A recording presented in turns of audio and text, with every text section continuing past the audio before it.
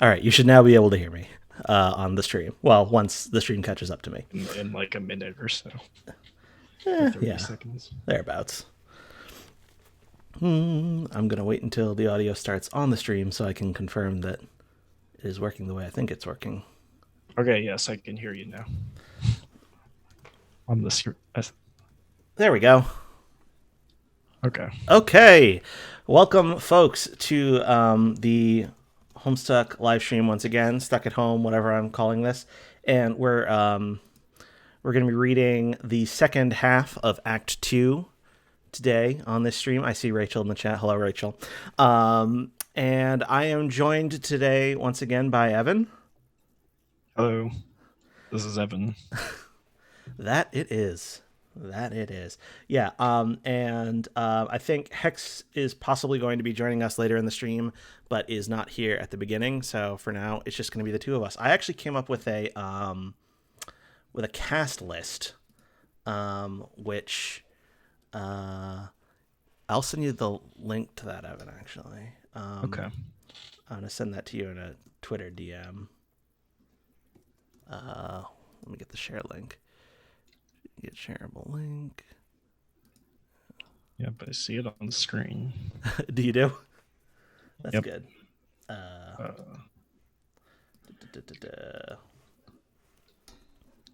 right, I sent you the link in Twitter DM. So if you like, you can edit. I just added myself to a bunch of roles, and I don't know. Do you have any particular roles that you want to lay claim to? Not really, but I would be fine with sticking to at least a couple of the ones I did last time. Yeah, so which were those? You did Rose, right? Rose and GG. You can decide what color you want your text to be. Okay. Wow, so much responsibility. I know. Speak green. The legible color of green. It was also Nana Sprite. Yeah, sound off if you're in the chat, by the way, to let me know that you're here and that I can hear you. And if you can hear me, please say the word jittery. We should do pick characters that are less likely to have conversations with each other. That's true, because Nana Sprite almost only talks to John, at least, for most of her role in the story, but at least in these pages. I'll take Dave. Okay, that makes sense. There's definitely Dave and John conversations. We'll get to that when we get to that. Yeah, and we can trade off as needed. Do you want to be the narrator for John and Rose sections? Sure. And I'll be the input commands for those sections. And then if you want, Rachel's saying jittery. I was saying jittery. It was supposed to be jittery, like having the jitters. I should probably have said a more phonetically distinctive word. I guess I'll be the input commands for these. Yeah, that makes sense. And then we can figure out these notes. Yeah, we can do that as we go. I just wanted to assign myself the Wise Guy book just because, I don't know, I don't even really remember the text from that book very much, but I remember it being, I don't really remember it. I know it has to do with punching holes in cards. That sounds right. Yeah. All right. Shall we? I'm gonna have to leave this cast list open to remind myself I have two monitors, so I'm gonna leave this open on my other monitor, and that way I'll remember who's who. Okay. I've already forgotten who's who, so I will. All right. And let me position it so I can see it and see the chat. Okay. Want to get started? Yep. Okay. This is a years in the future section, so you can go ahead and read the input commands on page 509. We're on page 509 in case you want to read along at homestuck.com/live what is it, slash story slash 509. Yes. Previous to this, we what we uh, there was a human etiquette book. Yeah, maybe I don't know. Should we go back and just recap where we were just before? Like, I mean, WV was issuing commands to John, and it was yes, leaving him and unresponsive. But yes, anyhow, but he was being more polite than usual this is because true. he This is was true. reading this etiquette book. Okay, years in the future. But let's not get totally carried away here. A studious eye darts about a page like a honeybee gathering the nectar of wisdom. And We go to this page that says Homestuck. yeah, typical human. Please, thank you. You are welcome. Good day. How do you do? Splendid in you. The flowchart this leads to gratification, and the little the other human has happiness in the brain. Yep. Further courtesy. Yep. Favor is mutually curried. Love it. So good. And then he rips it out. Burt Munch Chew eats it. Elixir known as tea. Absurd vestigial fourth digit is cantilevered. Everyone is polite. Rips it out and eats it. Munch.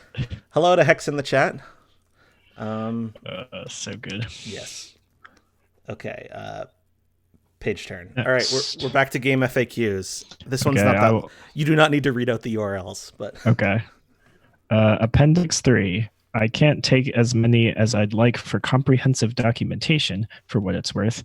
Here's what I've managed to collect so far. More captures forthcoming. There's a bunch of tiny URL images, some of which... Oh, and they have text, so we probably should read the text. Yeah, sure. So the first one... The first one is a picture of the Harlequin, Sprite, and John. And it says, co-player John assesses environment after transition to medium, followed by Sprite sans kernel, prototyped once pre-hatch, completely useless in this form. Next picture. Severed from suburban grid, house remains mysteriously powered. Convenience presumably facilitated by game, which perhaps deems navigating a powerless house to be a handicap less in keeping with the spirit of the game's principal statement of challenge. Next picture.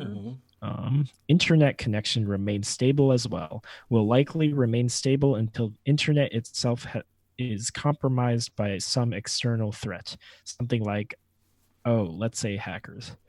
Excuse me, I need to sneeze. I could not get to the window in time to mute myself. Next one, it's the build image. Kill monsters, get grist, build onto the house. That's the game. Didn't know what the point of this was at the time. Floundering, trial and error on exhibit. 413 prototype. Unsuccessful attempt at tier 2 prototyping. Knowing what I know now, I might have avoided using a back-breaking Vade. I do not know how to pronounce this. Vade Mecum? I don't know. That Mecum? According to Google, for a handbook or guide that is constantly kept at hand for consultation. Okay. Using a back-breaking Vade Mecum for practical jokesters rife with antiquated lexicon and racist aphorisms. Either that or I might have tried harder to succeed. Yeah. There was a word in the Colonel Sassacre thing that I didn't know what it meant, and I found out it was a racial slur. So okay. So I read it, and I read it on stream. Oh well. It's also in the title of one of the tracks of a Homestuck song. I see. Yeah, okay. But... 413 disconnect. Final screen capture before I lost my internet signal for a time. I don't know what happened thereafter, but when I returned, the car was nowhere to be found and the driveway plateau was in a state of disrepair. Mysteries, will they ever cease? 413 Nana. Sprite prototyped once more with grandmother's remains. She treats John to some helpful exposition in a friendly and grandmaternal manner. 413 Weirdo. Co-player has displayed inexplicably capricious behavior since arrival. Stress-related, contracted virus indigenous to realm.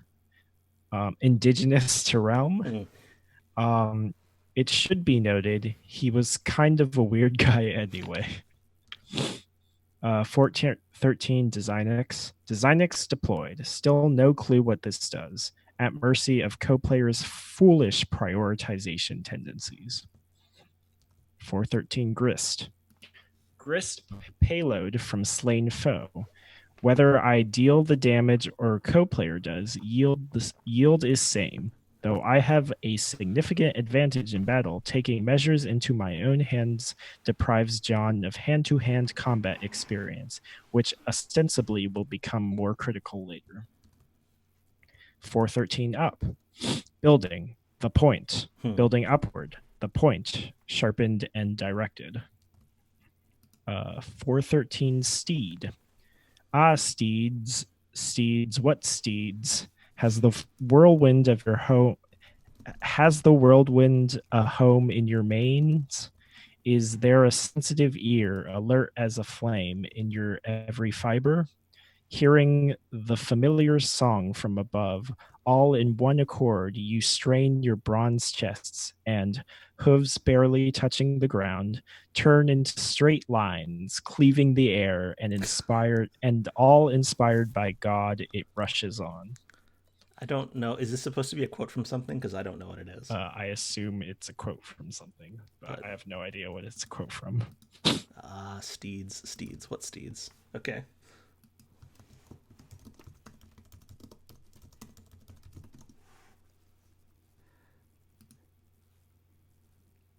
Oh, there's like a website called The Equinist. Oh, it's Okay. it's an excerpt from Dead Souls written by Nikolai Gogol in 1842. Okay. Okay. You learn something. You learn several new things every day. 413 Barbasol. Barbasol Bandit. Yeah, I have no idea what the fuck he's doing here.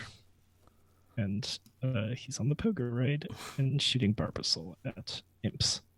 413, really? Another one of these things. Really, Egbert family? Really? 413, A view of his kidnapped father's room.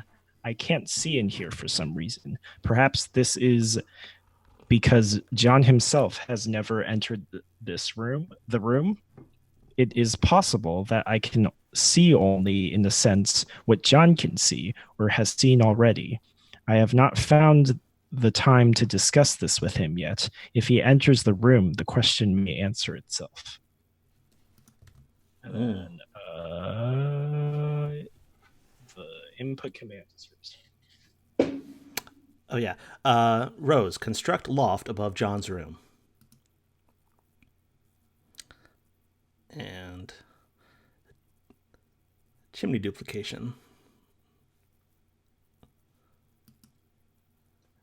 That doesn't seem structurally sound. No, it doesn't, but it seems easier than like building it out on your own. Turning page. Ladder. Cool. She uses the arm rail as a ladder. That also does not seem very structurally sound. No. Ladders seem to be a bit cheaper than stairs. Fellow John, it appears we have reached an impasse. Yes, it seems so. The opener dilemma remains unsettled, most unfortunately. It is unfortunate, I guess. What are we talking about again? Wait, did something fall on the imp? No. There's just a cut where the imp. Yeah, that's funny. Okay. But it has been a pleasure nonetheless. Thanks for the courtesy. It's not really necessary, but thanks anyway. I like the speech bubble that just says like, please, thank you, ? Can opener. But thank you. Okay. Thank you so very, very much, dear favorable small primate. I shall take my leave now, John. Until next time. Wait, where did all this sweet loot come from? And why is there suddenly a crumpled hat on your head? Is John. this me? Oh, okay. No, That's yes. you. John, gather grist, examine, designix.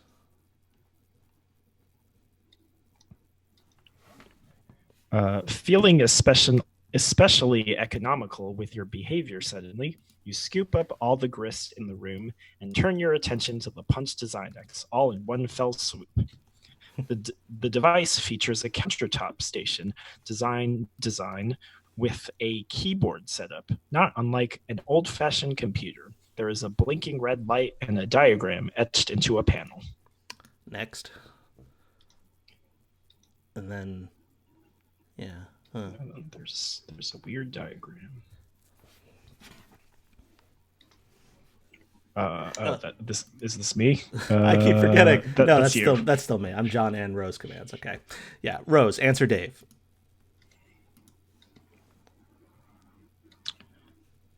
And that's Yeah. also you. Okay, wait, hold on. Why am I getting this stupid game for you? Sorry. Oh, okay, wait, hold on. Why am I getting this stupid game for you? You're the one who should be wrist deep in puppet ass. What is the specific problem? The problem is I am up to my goddamn neck in fucking puppet dong. You know you like the mannequin dick. Accept it. I am enrobed in chafing, wriggling, god fucking damned puppet pelvis. An obscenely long, coarse Kermit cock is being dragged across my anguished face. Let's put this into perspective. You put up with the puppet prostate because you love it. Also, coarse is a good word. You don't seem to harbor any sympathy for the fact that I've burrowed fuck deep into lively, fluffy Muppet buttock. I'm whirling in the terrible cyclone at the epicenter of my own personal holocaust of twitching foam noses. It's like a fucking apocalypse of perky proboscis here. Like the proboscopolis, I guess.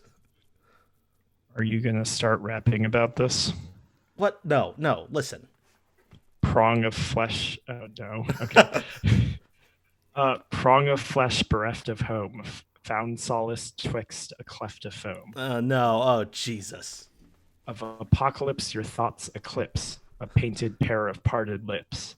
That dare through kiss to stir the air. That teases tufts of orange hair. And though faces flush in lovers' fits, hands snug in plush as gloves befit. Okay, Dickinson. Hey, that's my name. Anyway, okay, Dickinson, if you can shut your perfumey trap for a half second, this is serious.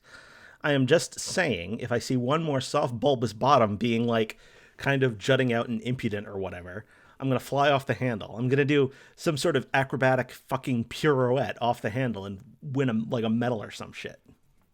And let's hope there will be a squishy derriere somewhere below the handle to break your fall.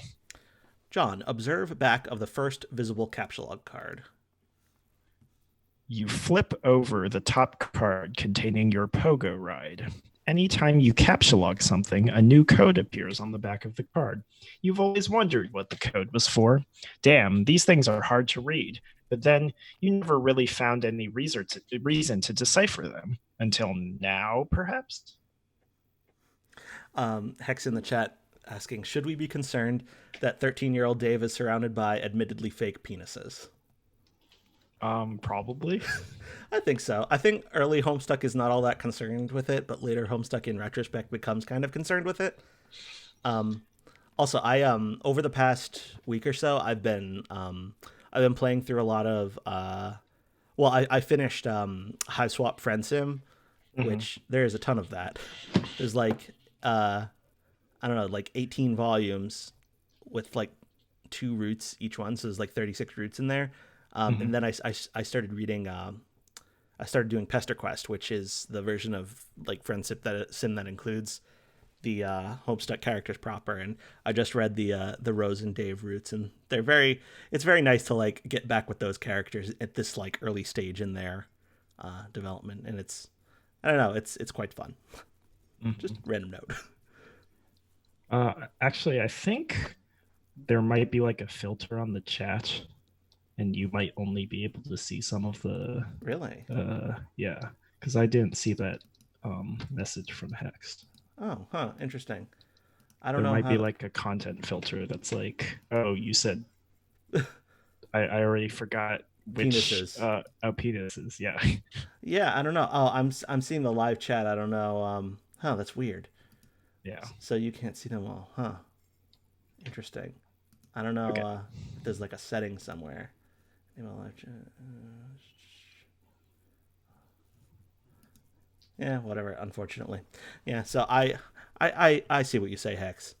I at least I see. Anyhow, Yeah, that's the only message you pointed out that I haven't seen. So John, examine reverse side of hammer card in Strife Specibus.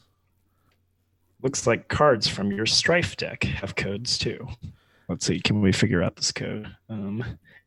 NZ7UN6BI. Huh. Got it.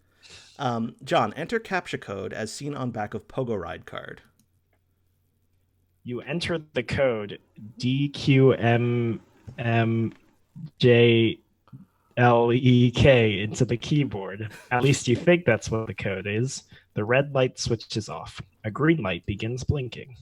John, insert card. He inserts the card. Mm-hmm. John, type in NZ7UN6BI. In the interest of due diligence, you enter the other code and repeat the process with that card too. Both cards are now punched with different hole patterns. John, oh, John, sorry, that's you. that's me.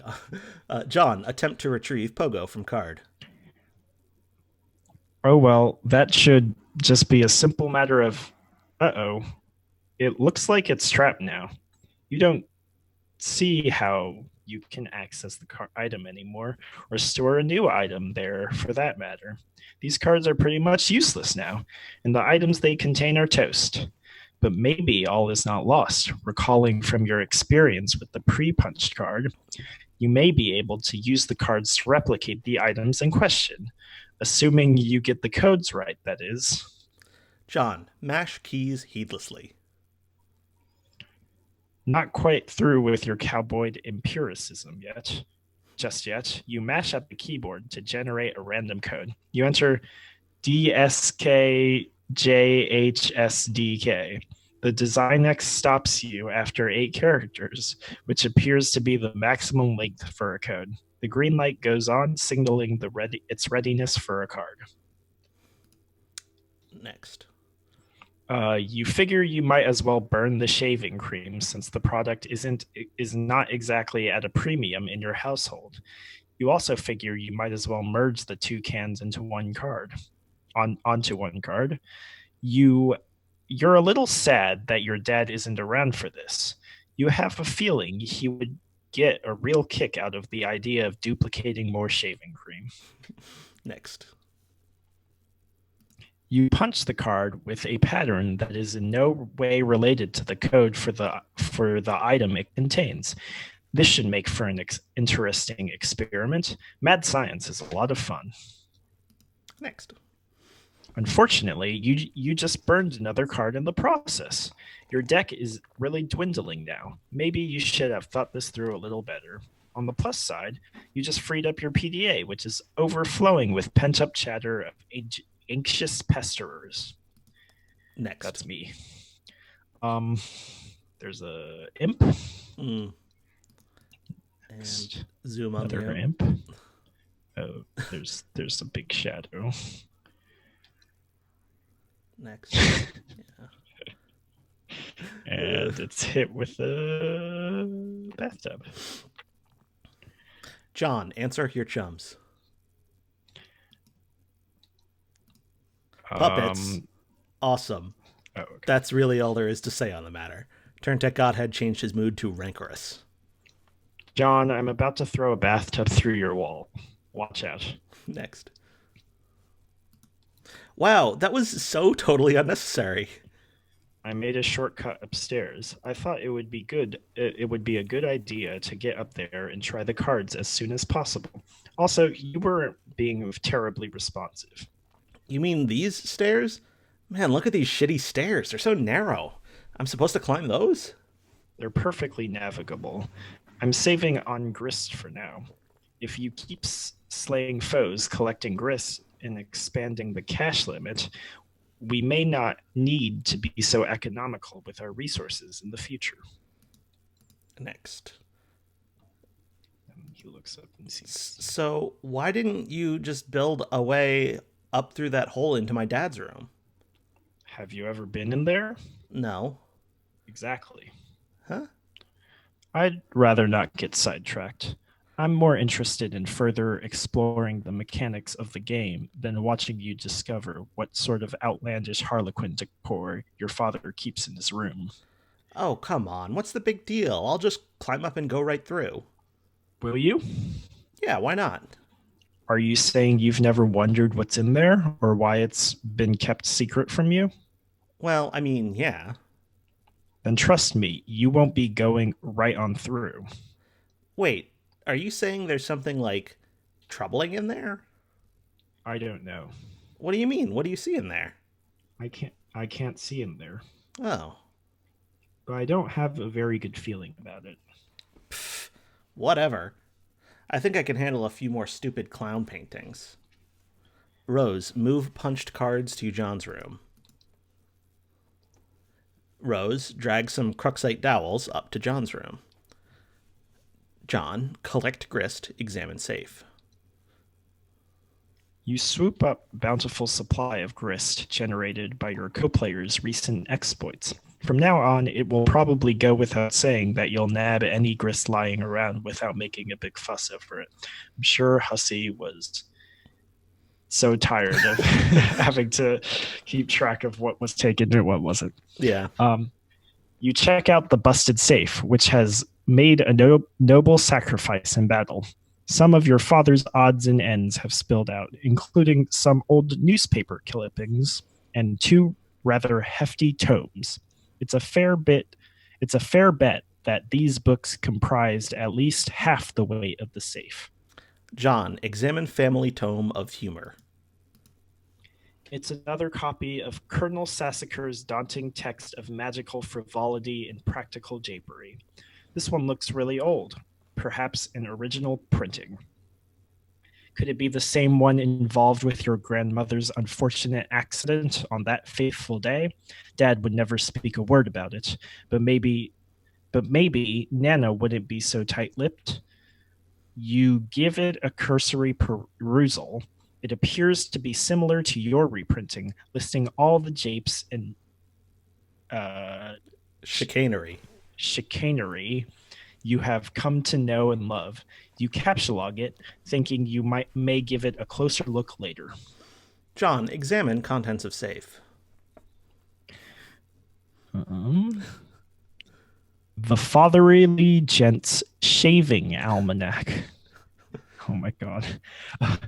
You take I completely forgot this existed. Yeah. You take a look at the other book. You're sure Dad thought this was a scintillating read, but it looked pretty boring to you. Maybe you'll crack into it someday when you're old enough to shave. Everything in the safe was obviously very important to your father. You wonder why he kept it locked away from you. Some things about him you will never understand. Next. I'll read these. The Common Hornographer. Space rocks knock local burbs block off. Populace oblivious to broader significance of events, assuming there is any, which there definitely isn't. Shortly after 4 a.m. today, a downpour of meteors in a residential neighborhood became yet another instance in a pattern of recent rocky cosmological phenomena. The incident, aside from property damage and loss of life, was downplayed by authorities as not all that big a deal. Meteors. And then you can see something about Crocker facility leveled. And then below the meteors, there's some kind of subtitle that looks like it says something about not foreboding in the least. Yep. And it's also Monday, April 13th, 19 something. 19 something, yeah. Interesting. It seems he has been collecting scraps from the news over the years. These articles go back decades. John, look at the piece of paper taped to the wall. Son, If you are reading this, it means you are now strong enough to lift the safe. You are now a man. As such, you are entitled to what is inside. I know you will take this responsibility seriously. I am so proud of you. John, turn the card over. 02 49 13. You guess this is the combination to the safe. This is completely useless. I believe this is a problem sleuth reference. Oh, maybe not. Maybe. It does say 413 on it. So I don't maybe know. not. John, examine back of capsulog card on floor. You guess these are all zeros? Or are they capital O's? Zeros would probably make more sense for an empty card, you think? John, capsulog the card. She sends the crux side down. Yeah. John, enter code on back of card into Designix. It's 1111. John, punch card.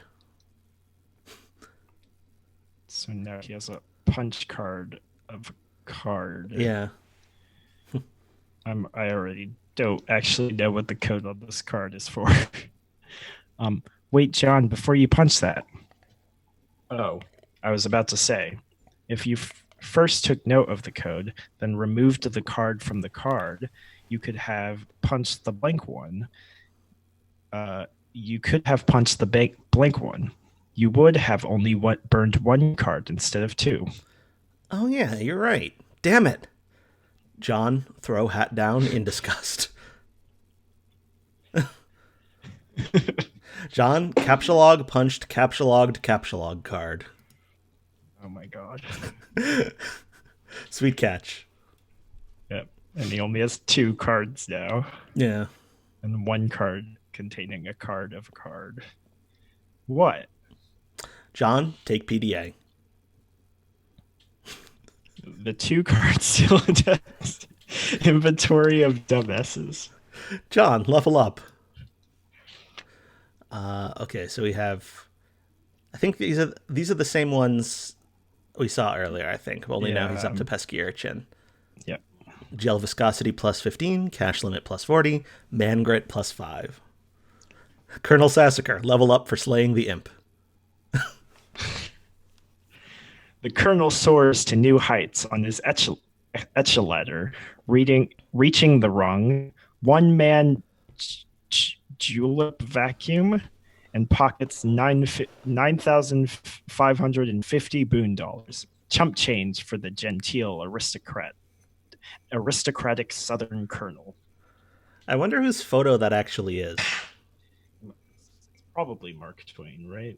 Probably, Colonel I guess. Sassacre's like based off of Mark Twain. Right? Yeah. Hex in the chat, marveling at the cursor accuracy, catching a flying PDA. Bathtub, level up for slaying the imp. The bathtub surges heroically and surpasses the rung. Archimedes' aqua cradle, proceeding directly to the vaunted rung, Taft Jammer. The tub makes off with a cool 490 boon dollars. The tub's basin capacity remains unaffected. Safe, level up for slaying the imp. The safe was slain in battle. A great flaming nautical pyre carries it off to Valhalla. Valhalla is one of my favorite jokes in Homestuck. It's a stupid pun. Anyhow. John, make your way up those stairs. Post haste.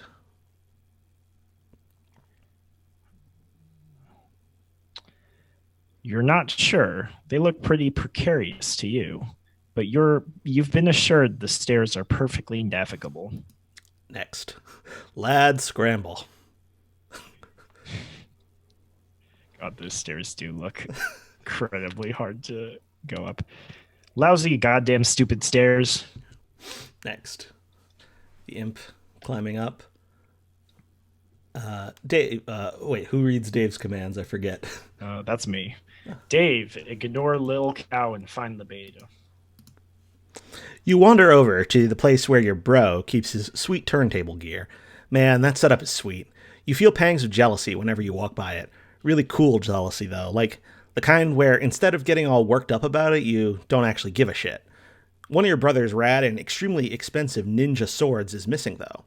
You know this drill all too well. Trouble's a brewing. Dave, take expensive ninja sword. What sword? Dave, exit your bro's room. I think it should be pointed out what sword. I guess is like a what pumpkin reference. Yes. Like what pumpkin being like one of the earliest jokes in Jailbreak, but don't worry, we'll see a bazillion examples of it later. Very true. You approach the exit. There's something on the door you haven't seen before. Looks like one of your bro's ironic comics he left you to check out. I forgot about this. Next. This is right. I guess we have to figure out who's voicing who. I guess it's only one character. Yeah, this is a Muppet Babies fan comic with Rolf and Animal. Anyhow. Yeah. I think this predates Homestuck as well. I think so, yeah. I guess I'll read it. Go for it. What have I done? Animal? Please start breathing. Oh God, please breathe. Haha. Okay. Make believe time is over. Oh God, oh God, oh God, oh God, oh God. What will Nanny do to me if she finds out? No one can ever know. I have to hide the body, but where? Think, imagination. Arg, the one time I really need you. Click. Hello, Rolf. I want to play a game. I want to play a game. To play. I guess this is also a Saw reference, but yes. Jigsaw is, I guess, maybe Kermit? I don't really understand. Oh, I guess that makes sense, I guess. Okay. I think those are supposed to be Kermit's eyes, like the... Yeah. I don't fully understand. Anyhow, next. Okay. Oh, yeah, you? That's right. Okay, some of this stuff you know he's just leaving around to get under your skin. This is obviously another ploy in his relentless siege of one-upsmanship to get your goat, the same goat you've been meaning to bleat-like, ironically, but that will still have to wait for a more appropriate time. You think he knows that deep down you feel like you're still not ironic enough to get stuff like this, and this is probably some weird gauntlet he's throwing down to see if you will get it. But honestly, you think this material is just a little too ironic. You just don't need to see this shit right now. Dave, go into the kitchen. No sign of bro in here either. Well, aside from the absurd quantity of awesome dangerous stuff he leaves lying around.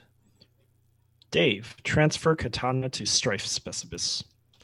With an escalating sense of threat, you think it's time you shift 9, your katana 9, to your specibus. You figure it's better to free up the card anyway, since you might need to grab some of this stuff. Dave, set blender to mix. You guess bro stuck some fake blood capsules in that puppet? Pretty gross. Next.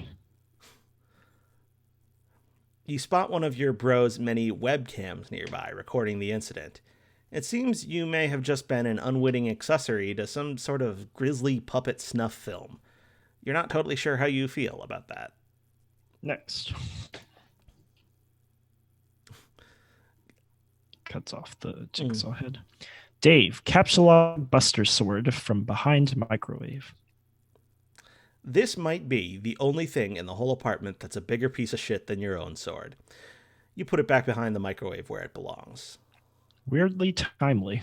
Yeah, with the Final Fantasy VII remake, which I've started but haven't gotten very far in. Dave, set blender to crush ice. It's just sort of bouncing around in there. You're making a bit of a mess now. Dave, hide evidence in microwave. See, like, his hobbies are cool and all, and you guess he's got to put his shit somewhere. But what if you just wanted to heat up a burrito or something? This kitchen is pretty much useless. Dave, grab those fireworks. You capsulog all of the fireworks, 2 plus 1 plus 2 plus 1 plus 2 plus 1 plus 2 plus 2 plus 2 equals 15 remainder 10 equals 5, the sink has to offer. You just know these are going to come in handy. Why would they be in the sink if they weren't? Looks like one of them is still stuck in the garbage disposal. Dave, capsulog shurikens. Rachel says in the chat that this is a reference to scouting songs about killing frogs in various ways, including frying in microwave with windshield wipers and stepping on them. It could be. I don't think I've heard that, even though I was a scout. I've definitely never heard of it. Or Anyhow. if I have, I've forgotten. You grab the shurikens, 5, and hey, careful where you're putting stuff, especially if you're looking to turn your Silodex into a powder keg full of sharp things. Next. You put the box of fireworks, 3, back into card 5 and prepare to start or card 3, apparently. That settles that, you guess. Dave, take nunchaku. You take the nunchaku, once again grabbing without thinking ahead. Next. First, you capsulog the box 5 again. Oh, dude dodge, yes. Box 5 again, while adeptly avoiding the shuriken trap, which you yourself set only moments ago. Next. You again round up all the fireworks. Time to regroup here. Dave, capsulog each shuriken individually. You grab each shuriken one at a time, knocking out those nunchaku. But no worries, you've got a plan. Dave, capsulog nunchucks. You take the nunchucks, 6. Everything seems to be in order now. It would have been badass to go with the authentic Japanese names for each weapon, but sometimes you just gotta compromise with this modus. How does that even work? Like, he just has to refer to them differently. Dave, examine fetch modus. You flip over your fetch modus and check out the back. You're not really sure where it is you're keeping this thing. Oh well, who cares? Dave, press eject button. Oh, hell no. Not after all that trouble you went through to get that stuff situated. This is potentially a very dangerous button. Dave, change to Scrabble points hash modus. First, you program your modus with a Scrabble points hash function, adding it to the list. A equals 1, B equals 3, C equals 3, D equals 2, E equals 1, F equals 4, G equals 2, H equals 4, I equals 1, J equals 8, K equals 5, L equals 1, M equals 3, N equals 1, O equals 1, P equals 3, Q equals 10, R equals 1, S equals 1, T equals 1, U equals 1, V equals 4, W equals 4, X equals 8, Y equals 4, Z equals 10. This might be a cool function to use, but it looks like you'll have to empty your Silodex to select it. You're just not going to do that yet. No way. Sammy in the chat asks, why not just arbitrarily rename everything to use your space efficiently? Which would probably work, I guess, if you could. I don't know, I feel like there has to be some kind of logic to what you're calling the things in order for it to like narratively work, which I think is the key thing. Yeah. What is C and V? Oh. Consonant vowel. Okay, I see. Dave, check the box. Detect collisions. Okay. Dave, take the skateboard. And just what is this guy so happy about? What's he looking at up there? You think if you see one more soft, bulbous bottom being like kind of jutting out and impudent or whatever, you're going to fly off the handle. Next.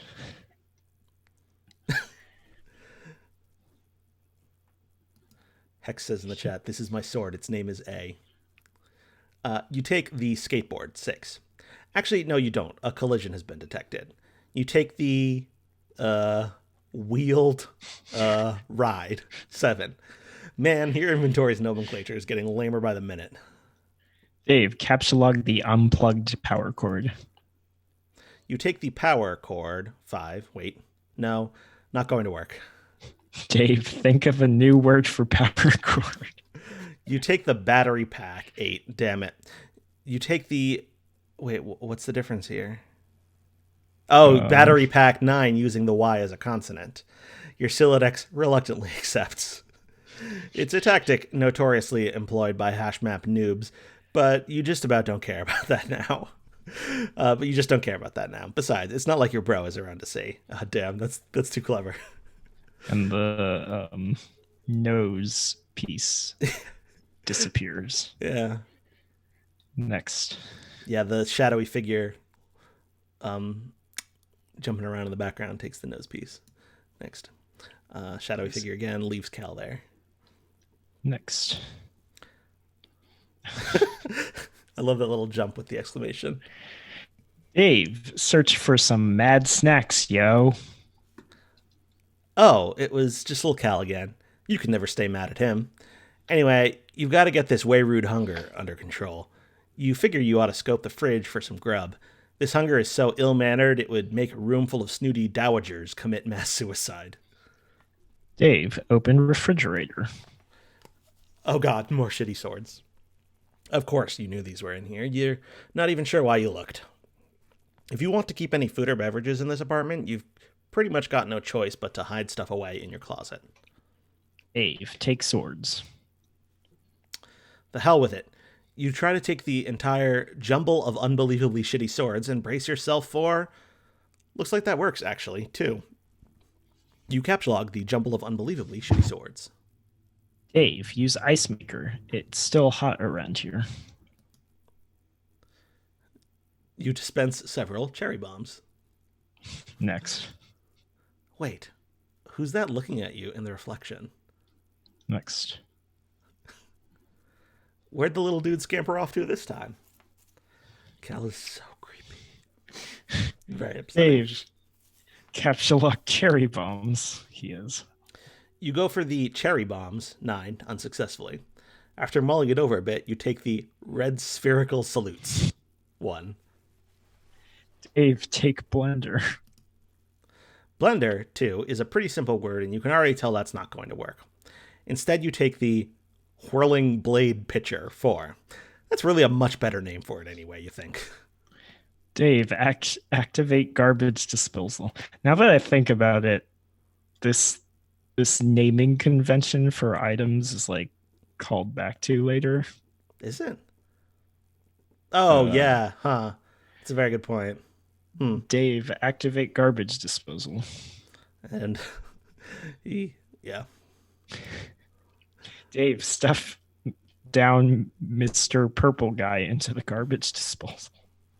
Yeah, this page disturbs me, this animation. You're still not sure what he's so happy about or what he's looking at up there. I don't think that's how garbage disposals work. I don't think so. It is a disturbing image. Next. While you're at it, you dump the contents of the whirling blade pitcher into the disposal. But you suffer an unfortunate garbage disposal head jam. You notice something in their reflection, something above you. Dave, look up. It says, "Hello, Dave." It's the hatch to the crawl space above your apartment. Bro's always tucking away in there when he's busting out his rad stealth stunts. He's so slick that dangling cord never even jostles. You just know he's being ironic with these weird mind games. There's no way anyone could be serious about aping those shitty movies. Dave, use the turntables and cinder blocks to make a fort. It's a pretty sweet fort you just made, and you're pretty sure your brother would agree. Under different circumstances, you might be high-fiving over it right now.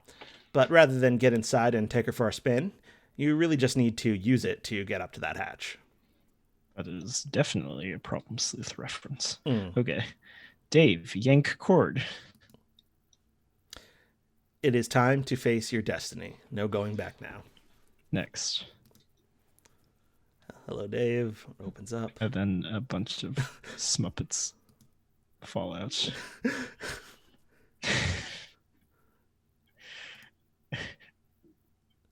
Yeah. This is so squish. Oh my god. Yeah, there was pretty much no way there wasn't going to be a bunch of puppets in there. Next. Okay, wait, hold on. Why am I getting this stupid game for you? You're the one who should be wrist deep in puppet ass. We already read this. Yes. You just read this a few minutes ago. I do not need to read the rap again. Actually, maybe we should. No. Just Josh. Dave, read the note on the hatch. Bro, roof, now, bring Cal. We're doing it, man. We're making this happen. Which is another Sweet Bro and Hella Jeff reference. We just didn't read Yes. that one. Oh, that one's pretty good. Dave burst out of the puppet pile like the one. It's pretty good animation. It is. Dave, be the other guy. Yep. Uh, Now you read. yes. Let me think. Yes, I do read. You are now the other guy. John, take dowels and sheets from bed and make a tent. This is so much fun. A huge waste of time, yes, but so much fun. Next. And that is Rose disposing of them. John, carve a totem of the punched pogo card. You put the punched card containing the pogo ride in the slot and carve a totem from one of the Cruxite dowels. John, repeat process with other cards and dowels.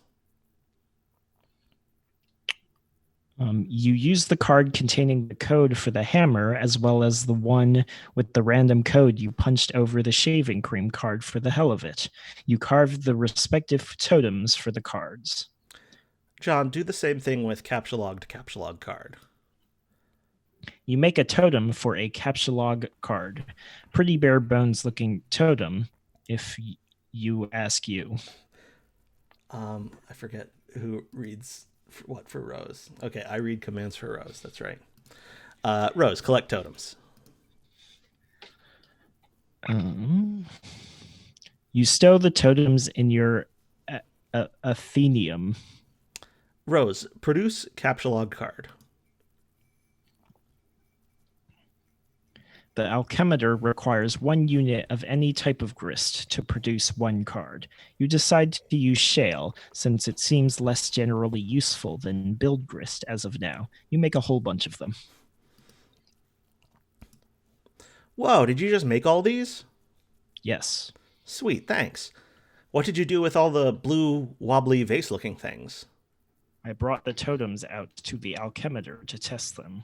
I'm taking some things into my own hands to save some time. Okay. Next. You create a hammer at the expense of 2 units of build grist. Next. You make a pogo ride too. -5 build, 1 shale. Next. You use the totem carved with the random code. You create a rocket pack with some random crap stuck into it. Looks like a cinder block, a violin, and a flower pot. The items have rendered the device completely inoperable. Next. You figure you might as well put this piece of junk to use. John, collect cards.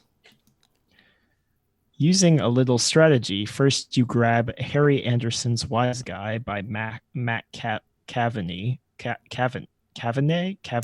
I think it's I've always pronounced it Cavaney, but I also don't know. Then the cards, then you eject your PDA, then the book again to flush the cards into your deck. Nice going. Is that the only way you can put cards into your deck? I think so. Okay. John, turn on... That's me. That's me. John, turn on detect collisions. You flip your fetch modi, but find no such option. This is idiotic. John, read book. Be the wise guy. Who's the wise guy? We are about you. Yeah, we are about halfway through the pages we were going to read. This is going a lot quicker than the last one, I think, because there was no walk around. But I don't know if we want to take a break and see if Hex wants to get on stream. Sure, I need to get something to drink. Yeah, so let's take a brief break, and I will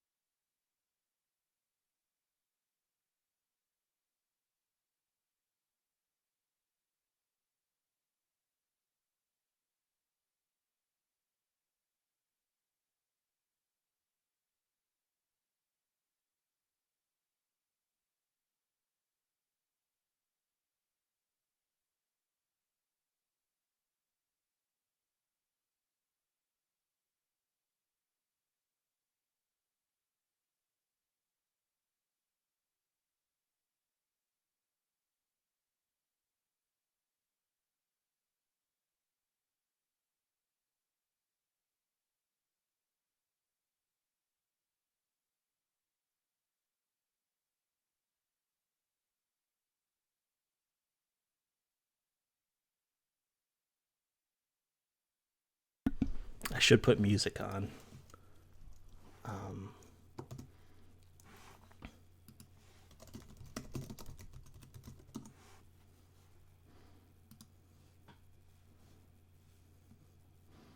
Let's put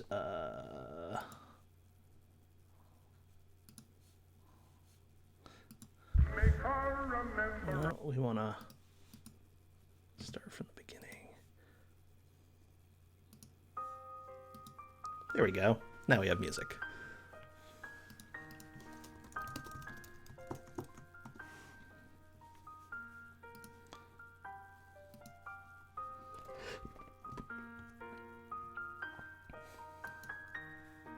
I'm back.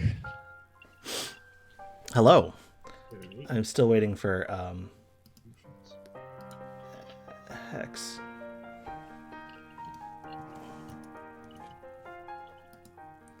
I just DM'd them on Twitter. Is there information questions?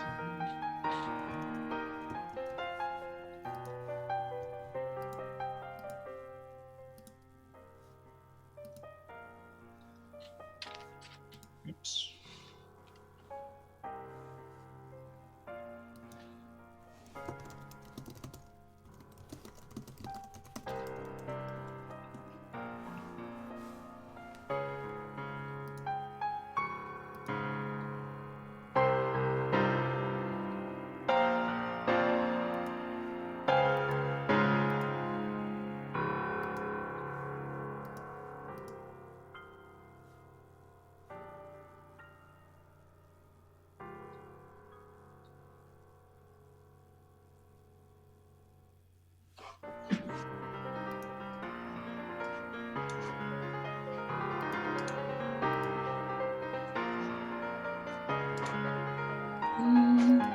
Oh, hello. Hello. Hello. I just took the music off stream because I couldn't hear you over it. Anyhow, hello. How's it going? Good. Yeah, just setting up here. Cool. Do you have any particular characters you're interested in reading for? Yes. Do you have a link to the Google Doc? Yeah, I sent I it to them. do. I have it. I don't know. Do you guys have any preferences at the moment? Not really. Yeah, I was gonna. Do you want to take over the John narration? Okay. I'll read the Wise Guy book. So, yeah, you can take over the. Oh wait, no, Evan's doing the. Yeah, okay. Evan, is that all right with you? Sure.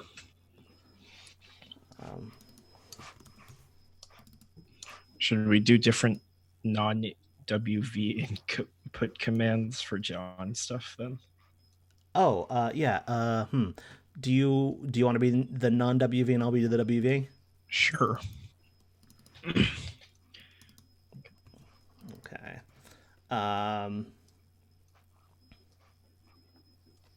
And Hex, do you want to take Dave? Yep. Dave's voice. So. Good. You have to do a conversation with yourself, Tom. Sorry? You won't have to do a conversation with yourself. Oh, yeah, no. You got really close to it. All right. Okay, I think we can resume now. So, is this a real book? it is a real book. I remember looking on Amazon to see if it was a real book, but I presume that all of these pages are written by Hussey and not by the so-called. Oh, yeah, this is a real book. Mike Cavaney. But yeah, this chapter is probably not real. Yeah, I know very little about Harry Anderson. I know he died a couple of years ago, and I know he was an actor and a magician. But yeah. Okay, so let's get the show back on the road. All right. All right. An introduction. We're on page 629 in case you didn't know. Hex, do you have the page? I've been following along. Yep. Oh, good. Okay, cool. An introduction. Who's this wise guy? Blood loss in the Big Easy. New Orleans, 1977. The close-up room at the Magic Castle was this mean little box that tended to fill up with so much smoke you'd swear someone was cremating a wet dog in there. In walks Anderson. There isn't much that gets liquor to pause its journey from the table to my lips, but I'll be the bastard love child of a listless Rachel Slur if that kid wasn't the cat that swallowed the canary in a dapper little hat. It looked like he was testing the tensile length of his suspenders to the damn near limit with a pair of cocky thumbs. I wasn't impressed. But I was a fool. Hold on. Somehow, in my motion for another beverage, he'd already slipped into polite conversation at a table held down by some notoriously brusque regulars. He had them in no time flat. They were melting butter in his glass ramekins. Whatever tidy yarn he'd spun to win them over, I didn't catch a word of it. One of them laughed. I was angry. Envious? Maybe a little. Yeah, you bet I was. Anderson had one of those little wooden finger choppers that Mickey Hades used to sell. The kind where the blade could be removed and clearly shown. It was a very convincing little guillotine that did not look like a novelty store toy. Harry would get a guy to examine the chopper and then cut a cigarette in half. Then he held the guy's hand up and told this silly story. The story, of course, was artifice, a distraction for the guy and the audience while he worked his stuff with the chopper. Or it would become that once his famous chopper trick was perfected, vaulting him into fame, fortune, and the crowning position in the television judiciary. With what became his signature aplomb, Anderson was in moments a front of breast pocket gauze, profuse apology, and doubling determination. A font of breast pocket gauze, profuse apology, and doubling determination. It's really amazing how hard it is to find a bloody sausage-sized piece of a guy on the floor of a room that dark and smoky. Impossible? I think we all proved. Just as impossible as blind Willie Buttermilk Stubbs was going to find it to work his trumpet tomorrow night without his twiddling fingers. And Harry and I never speak anymore is the caption for that picture.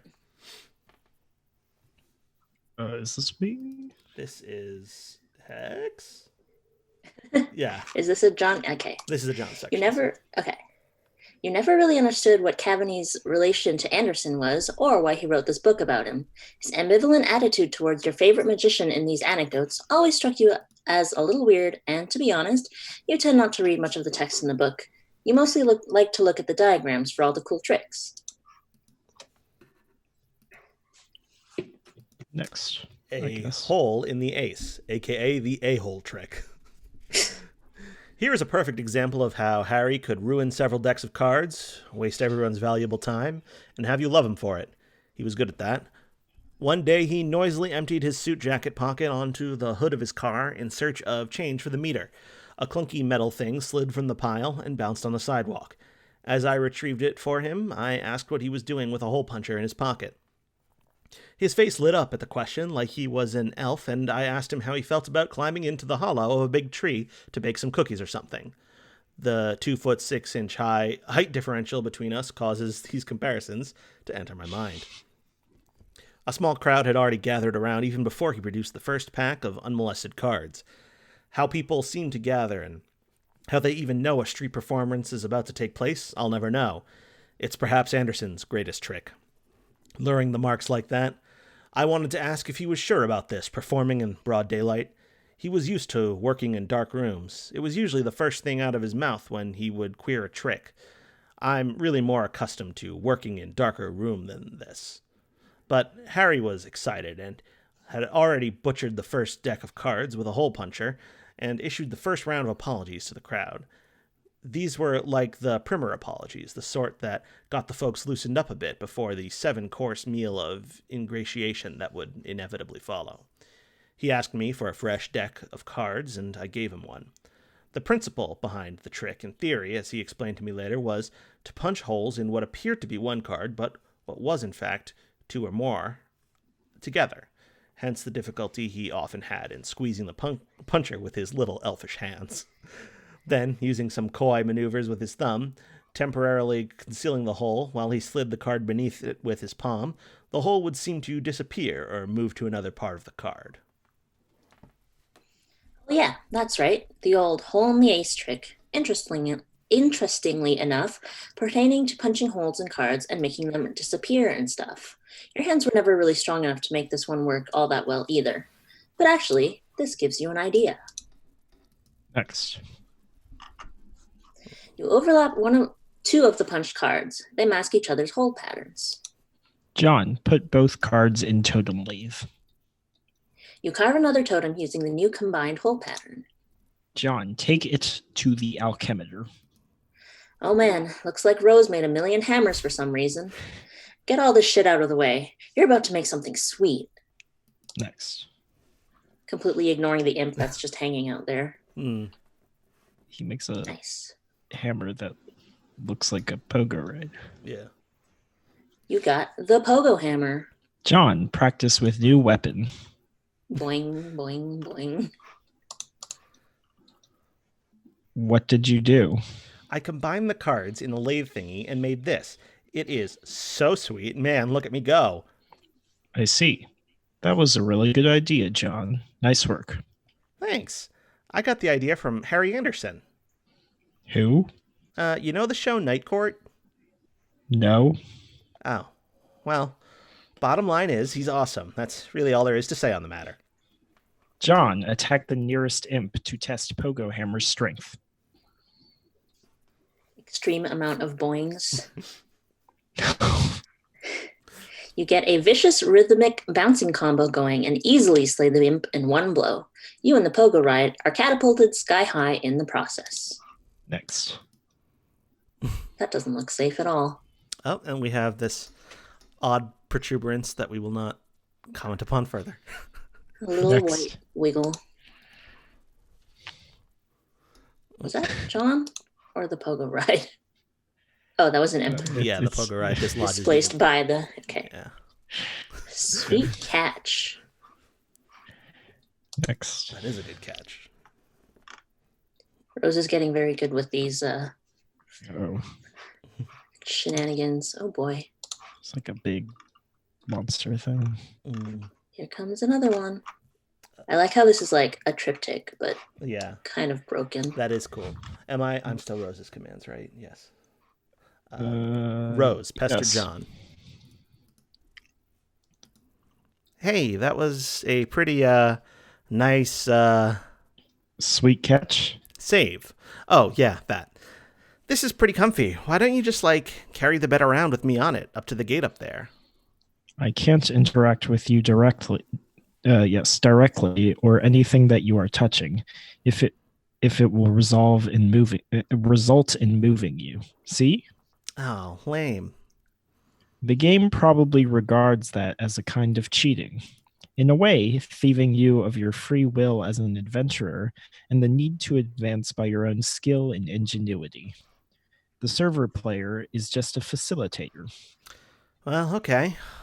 All that scurrying around kind of wore me out. I think I'm just going to rest here for a bit. Rose, can you keep the imps at bay? Drop some stuff on them if they sneak too close? No, you should pick up your hammer and defend yourself. What? Come on. I have no idea what the hell Dave is up to, or if he is any closer to recovering the game. There's some stuff I'd like to try in case he doesn't come through. Oh, all right. I'm just going to rest my eyes here a second, though. Is that me? Yes. Yes. John, sleep. It's an S page. Oh, This is See if I can get a the YouTube video. flash working. yeah, I'm on a Flash enabled browser, so I thought I enabled Flash. Do I have to do it every time? His eyes closed. Oh, okay. That was pretty short. it's a short one. Is that song even on the soundtrack? I don't feel like it is. I don't know. It's only 15 seconds long, but It's very video gamey. yeah. Rose, check Alchemy Excursus. Who reads this Rose? is Evan now? Yeah, I this is Evan. think that's me. Okay. Looks like a sort of index documenting all the known results for punch card alchemy combinations. This could be a convenient resource as you start to stumble on more useful card combinations.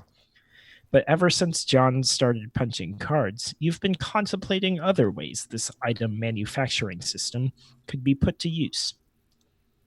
In particular, If you obtain the code for any item at your disposal, you think you could theoretically send the code to John and he could make it himself. That is, if you can think of anything that would be worth sending to him. Rose, Captcha Burb server CD. You eject the disk and captcha log the server CD. Rose, message John the captcha code. Turns it over and it's completely incomprehensible. Slap. Oh, god damn it. Next. Oof. Next. Generator. And there it goes. Goes kaput. Next. Facepalm times 2 combo. John, wake up. Another sound page. Love this music. It's a cloud that looks like Dad. Cloud that looks like lots of clouds. It's a Harry Anderson cloud. And then this mysterious silhouette.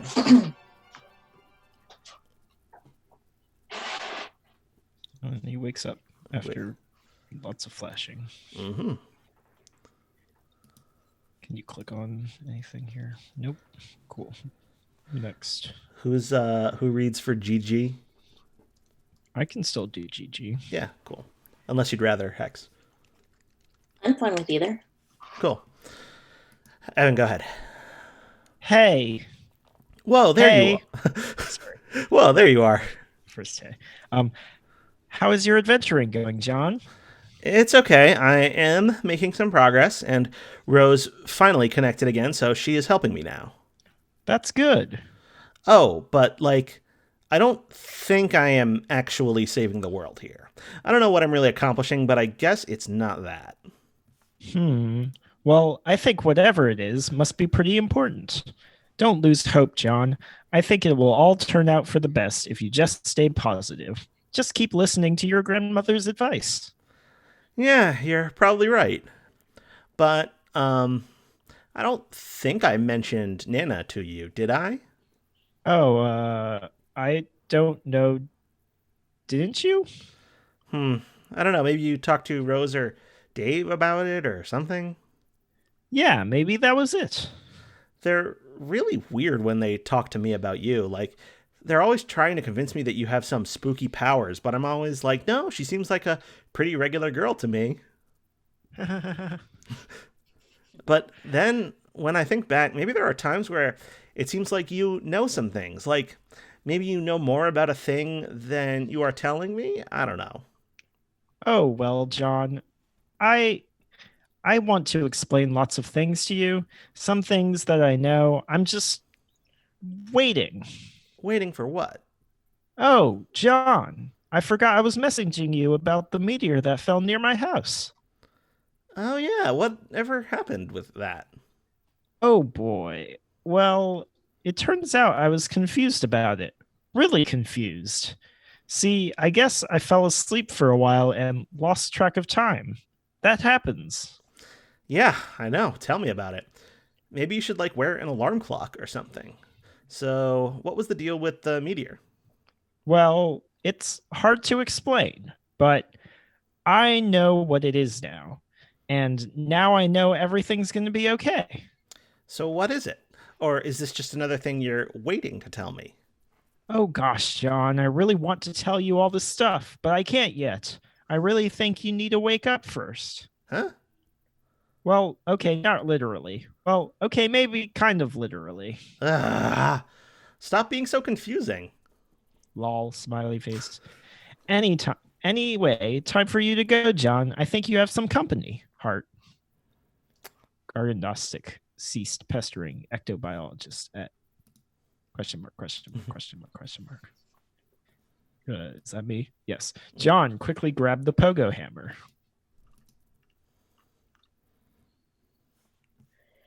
That's me, right? It is. You stick the pogo hammer back in your strife specibus and get ready to kill some more of those pesky little... Huh? What's that?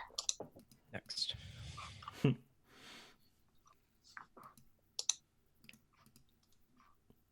It's got the tentacle therapist ceased pestering ectobiologist at question mark. Rose, why aren't you dropping on something on that thing? Oh no. John, be the imp. You be the imp and quickly abscond the fuck out of there. This is what weaker adversaries do whenever things get too hot to handle, which is frequently. John, prepare for a boss battle. Stop being the imp because that was stupid. I forgot. Yeah, never mind. Go ahead. Okay. And scurry over to your magic chest that you suddenly remembered was on the roof. There are some things in here that will be good to stock up on for a major battle, but it looks like someone has plundered your chest. This is so outrageous. Next. It's using the window as a foothold. Next. Boom. You are being ambushed. There isn't much room to maneuver on this sloping roof. Maybe you should consider making your way to higher ground. John, ascend to the highest point of the house. There he goes. You go up here. John, look down. You peek over the edge.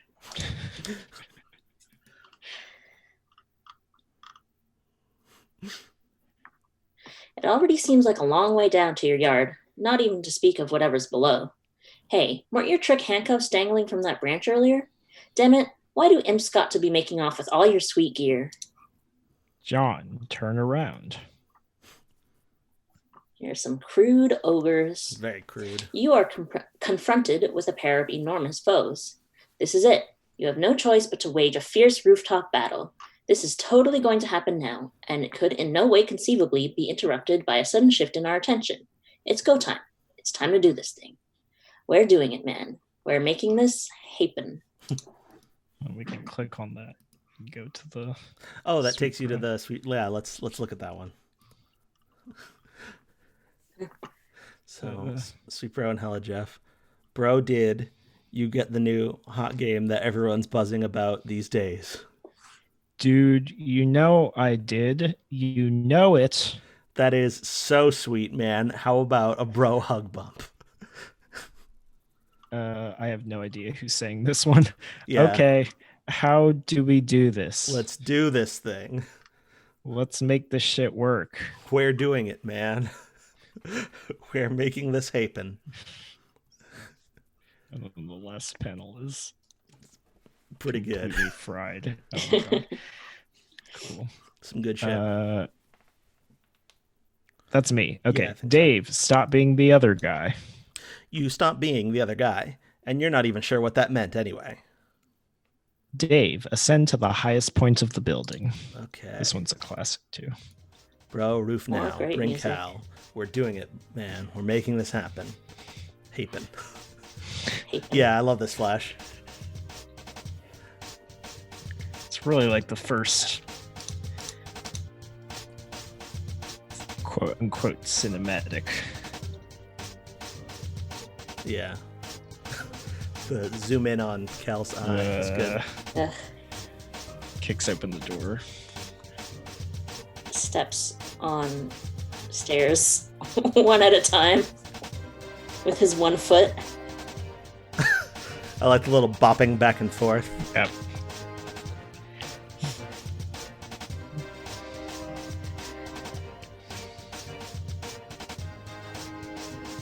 It's the sun is reflected in his shades.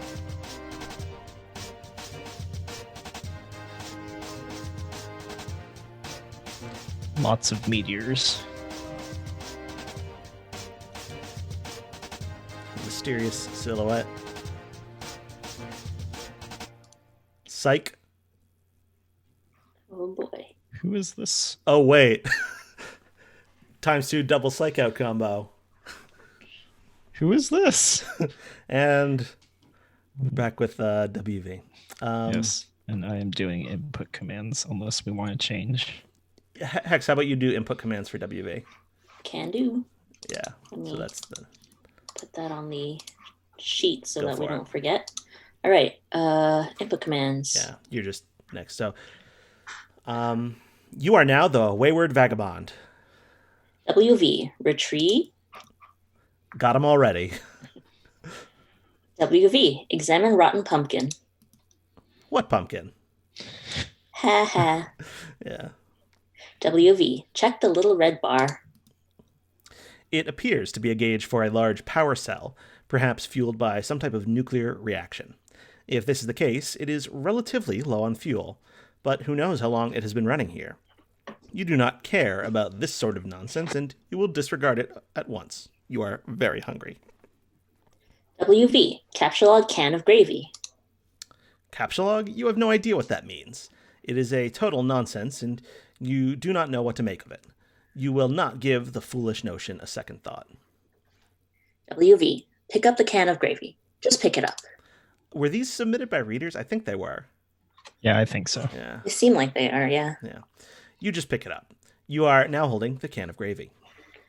WV, use sharp teeth to poke a hole in the lid of the can. Nibble, nibble. Your teeth are useless for this task. They are blunt, like that of livestock, presumably suitable for mashing up plant matter and not for puncturing metal. WV, attempt to open can with your weak, pathetic digits. Your weak, Duke. Your weak, pathetic digits are not strong enough to penetrate the can. Your fingers are certainly pointy enough, and your black carapace is suitably rigid, but you just don't have enough muscle for the task. WV, take the can labeled beans. Okay, you take that too. WV, examine can of custard. The can clearly reads mustard, a fact of which you were perfectly well aware.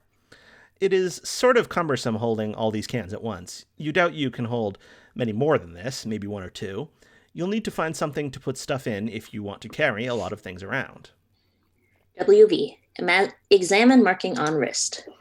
You drop all the cans and take a look at your wrist. That's one of my favorite, just like weird cans. Next. It is a sort of specialized barcode pattern. This brings back unpleasant memories, and you would prefer not to dwell on it. WV, examine the small potted plant. What plant? Burp. Burp. A little green burp. WV, check book on human etiquette. It appears half the pages of this book have been eaten. The daunting volume is considerably lighter than it once was. Next. Sustenance, intermediary, this is the key. Consumption. You are somewhat skeptical about the nutritional value contained by these pages. However, of the practical wisdom they contain, there can be little doubt. You've learned much. WV, clear out all the cans inside the purple machine. You empty the peculiar cabinet and take a quick inventory of your canned goods. You have beans, mustard, gravy, bread, shrimp, asparagus, cheese, rice, corn, peas, flour, chestnuts, mayo, ham, potatoes, and squash. Such bountiful plenty, and yet the delights taunt you from within their small metal prisons. Was that supposed to be plentiful bounty? Could be. I don't know. I feel like, yeah, maybe. It sort of makes sense, but at the same time. Either way makes sense, because plenty can be used as a noun, but it's an unusual way of saying that. Bountiful plenty sounds more natural, but I mean, plentiful bounty. All right. Sounds more natural. I don't know. Yeah. All right. WV, search room for can opener. You have already looked all over the place for a can opener, even making a few electronic inquiries about one to no avail. Nothing else inside the purple thing either. WV, locate a nearby sharp object. You wield your trusty knife. It is actually you're not sure what they're called. It's an old rusted one of those red mailbox arm swing flappy doodads, either for letting you know there's mail in the box or maybe for alerting the mailman to outgoing mail to be collected. You don't know really. You've wrapped a little piece of cloth around it for the grip. It is useless for opening cans. That's a callback to the weird use of the mailbox flag earlier in early in Act 1. Anyway. Be the imp. Be the imp. This means nothing to you. You are not an imp. You have no idea what an imp is, and you will not entertain such frivolous and childish ideas ever again. You feel stupid and hate yourself a little for even considering it. WV, become the mayor of Cantown. As the glorious founder and mayor of Can Town, you erect a dignified, majestic city hall out of cans, fittingly capped off with a tome of good manners for the roof. You have given yourself a very official and important-looking mayoral sash made out of old cables to complete your look of authority. A number of rather civic-minded citizen cans gather in front of the building to offer adulation to their fair and magnanimous leader. All is well. So good. Beep beep, corn parade room, mayor. You immerse yourself in this beautiful dream as you whittle away the minutes, or perhaps hours. You love the idea of being a mayor. You love everything about mayors and the concept of an orderly, civil democracy. It all seems so mannerly and reasonable to you. Everyone is friendly and happy, and the city runs like clockwork. The foundation of the government is based on mutual respect between the leader and its people. It is also built on having a really great mayor that everyone loves, who is totally amazing and heroic and brave. Next. Mayors are so much better than kings. You hate kings, and you think kings are really stupid. They are petty, bossy tyrants and are really full of themselves and are basically awful in every way. God, do you hate kings? WV. Explore west of Cantown. Over here is the other side of the room. There is another one of those purple storage boxes and some useless objects scattered on the floor. WV. Use glowing green rock to open cans. You pick up the nugget of uranium and... Oh, that was so stupid. Why would you do that? WV. Examine box of crayons. It's chalk, numbnuts. Next. Inside the box, there are 12 pieces of chalk in every color of the 10 pieces of chalk in most colors of the rainbow. You are excited by this. Little chomps. You will eat anything WV. that's green, I guess. Apparently. Try to open the storage box. It's locked. There must be some sort of release mechanism for this thing. WV. Examine contents of yellow container. The container is full of motor oil. This does not seem useful to you right now. WV. Rescue that poor lightning bug. There is nothing you can do for this new little friend. Attempting to crush the amber encasing the firefly would likely cause it harm. It nevertheless bravely flashes on. You find its light alluring, inspiring. To you, it seems as if it could quite easily serve as the light of... Next. democracy. WV. Use the chalk to draw some roads.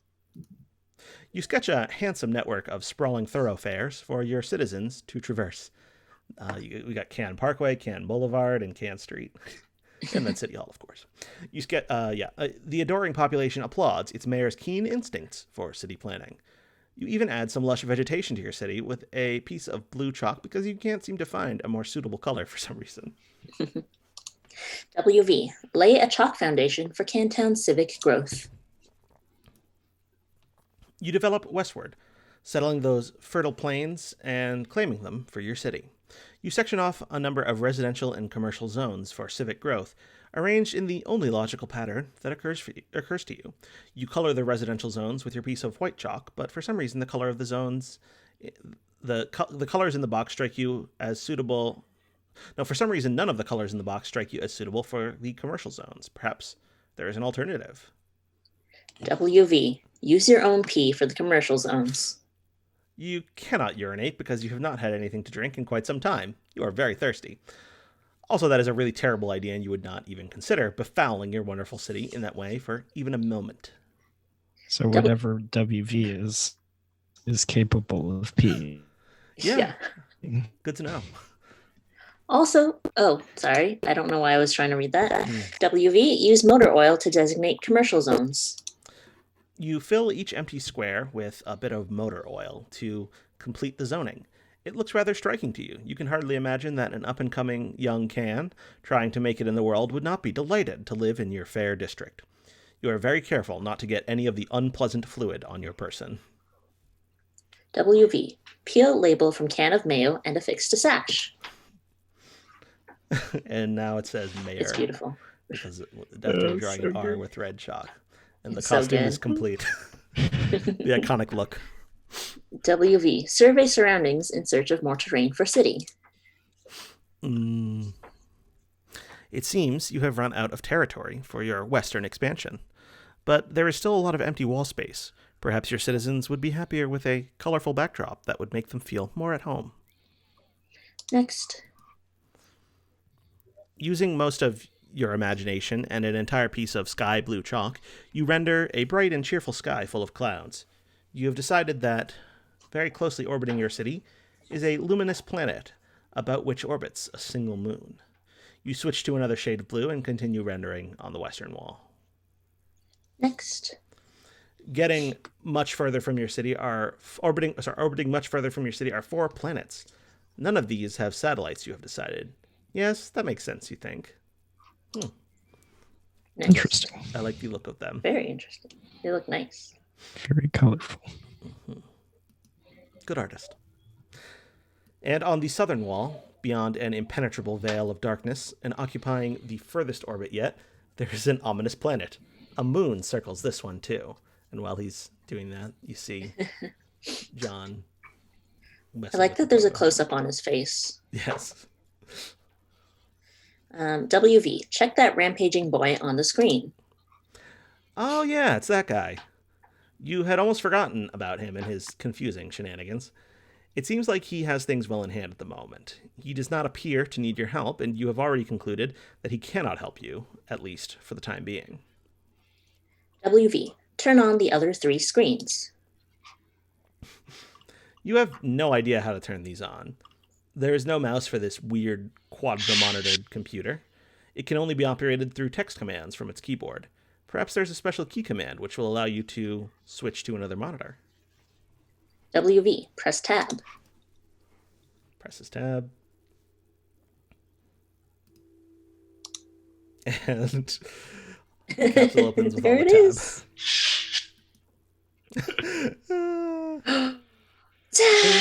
tab. I've never had tab. Me neither. What does it I'm taste pretty like? sure Andrew Hussey also had tab when this. Is it still made? I don't know. Yes, I'm pretty sure it is. The only reason I knew about tab before this was because there was that Jonathan Colton song that mentions tab. That's true. Code Monkey mentions it. I did not know about tab before Homestuck. But now you know. Now you've seen the But light. now I know. All right, WV, consume several cans. You free the heavenly brown elixir from the jewels of pink carapace and imbibe like the wind. It is so sweet and sugary. You wonder how so much sugar can fit in one can. Whatever mighty wizard concocted this potion is truly deserving of your fear and respect. WV, welcome the rest into the city. The tabs are naturalized as loyal new citizens of Cantown. All cans are welcome and equal in your city, regardless of can content and whether empty or full. It's not like emptying a can kills it or anything. They're just cans, after all. It feels like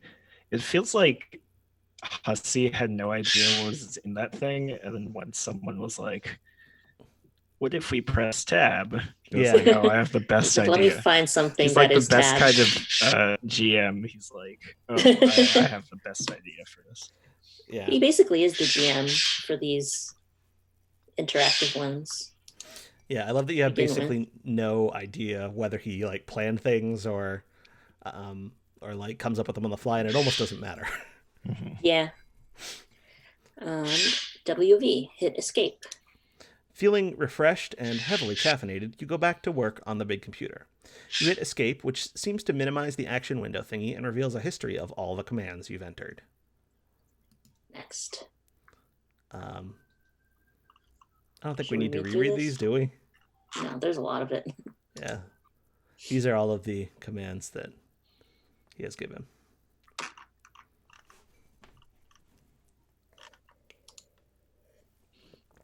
You use the arrow key to scroll up a bit. You can't believe how much you've already typed into this stupid contraption. What a waste of time. Next. Oh, we got home, view, switch 2, switch 3, switch 4, switch 1, escape, lock room 3, pass, something, something, view, reboot, and then, boy. You scroll all the way up to your first command. It looks like there are more commands above it. Maybe someone was entering commands on this thing before you. There aren't any more. At the top of this list appears to be the very first command. WV, type arrow, switch 2. Oh boy. You activate screen 2. The signal is garbled and you have no idea what you're looking at. Some sort of filthy beggar pleading for help? No one is around and nothing is happening. You seem to be locked out of any sort of interaction with whatever's happening on this monitor. We've seen this WV. wizard before, We have. We have. but it's missing an arm. And a part of its hat. WV. Type arrow, switch 3. It's another one of these rapscallions. This monitor is locked too. You can't tell him what to do, not that you really want to, since it just looks like some more confusing nonsense to you. You consider switching to screen 4, but decide against it. You have a feeling that whatever's there would just confuse you even more, and you don't even really care all that much anyway. This is a very puzzling image, because I feel like we have enough context to understand a lot of it, but not like how it happens. And also, I love the trolling of like, oh, we could look at screen 4, but we won't. Yeah, Just so you know, I won't be taking any responses or requests to look at screen 4. Yeah, this tells us he knows what's going to be prototyped, but like, did he know the Harlequin was going to? Okay, see, these are the things you think about when you're like, what was planned and what wasn't. That's what's like part of what's so good about it as well. Yeah. Okay, WV. Type arrow home. All 4 screens activate. Together, they display a countdown starting at 4 hours and 13 minutes. WV. Type arrow reboot. You can't. Nothing is working anymore. The timer seems to have disabled the keyboard. WV. Be the mayor. Enough of this nonsense. You are an important mayor, and this absurd contraption has wasted enough of your time. You've got a city to govern with a carapaced fist, which is to say firm, yet polished, and supple as the situation demands. Anyway, this will help you kill some time while you wait for that clock to count down. WV. Create employment opportunities for the citizen cans. You temporarily dismantle City Hall to free up all the can power available to create a vigilant town militia. You divide them into 2 groups, marking them with distinct teams and ranks using the piece of white chalk and the motor oil. You then organize them in a phalanx across the countryside, preparing for a stiff training regimen. When you are through with them, your forces will be a well-oiled machine. Chalk another one up to bold leadership. Sound. WV. Lead your men to victory. Quick loading for me. You waste more than 4 hours on this tomfoolery. I love it. It's convenient. Look at him go. I wonder if this is like a real chess game. Like, can you follow this? I'm guessing it's like rule valid. Yeah. But I think there was like a Homestuck subreddit post about this where they analyzed the chess game. Oh, yeah? Mm-hmm. Yeah. Or was it a different chess game? And it ends in checkmate. Okay. All right. All right. WV. Mourn the loss of Citizen Tab. Oh, your caffeinated jittering must have agitated all the little bubbles curiously hidden in the liquid, creating too much pressure in the can. You speculate this is why it exploded as you nervously eye the timer.